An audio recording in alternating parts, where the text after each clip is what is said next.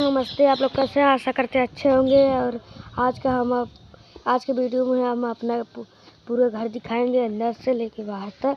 तो चलिए पहले अंदर का, ये हमारी महिंद्रा थार। तो चलिए अंदर चलते हैं, अंदर का घर दिखाते हैं। ये क्या है आप लोग ज़रूर बताइए। ये है हम लोग का रसोई घर।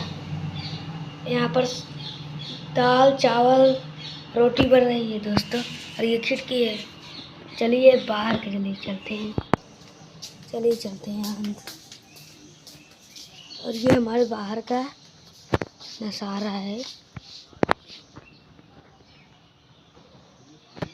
तो चलिए अंदर हम लोग चलते हैं, प्रवेश करते हैं। तो चलिए अंदर चलते हैं दोस्तों।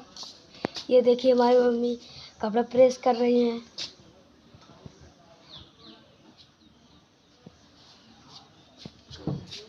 और ये